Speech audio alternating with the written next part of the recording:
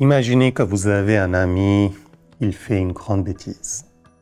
Qu'est-ce que vous allez faire?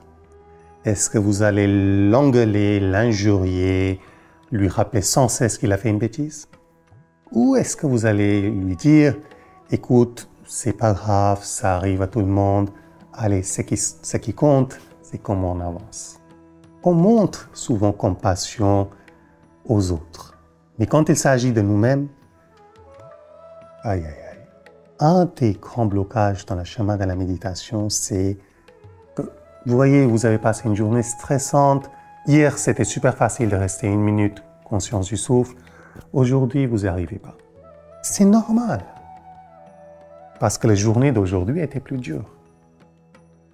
Mais au lieu de s'en vouloir de ne pas pouvoir rester conscient de notre souffle, de ne pas progresser ou de ne pas pouvoir faire ce qu'on a fait hier, si on se montrait un peu de compassion, qu'on acceptait, ok, il y a des journées un peu plus dures, où on arrive à moins bien méditer, et ce n'est pas grave.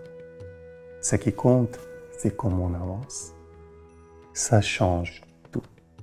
Donc aujourd'hui, on va refaire l'exercice d'hier, qui était sur la conscience du souffle, mais avant de démarrer, on va se concentrer ici, au niveau de notre cœur, et prendre quelques secondes pour se dire, aujourd'hui, je vais montrer la même compassion à moi-même que je montre aux autres, que je montre à mes amis.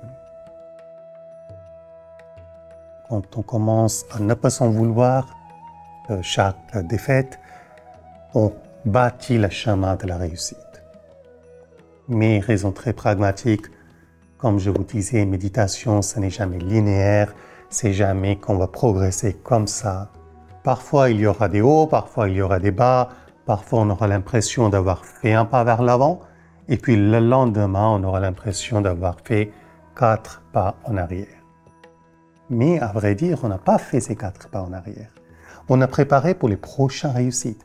Sauf quand on est toujours en train de se vouloir avoir ces grandes attentes vis-à-vis de nous, on finit par s'arrêter. On finit par s'arrêter devant chaque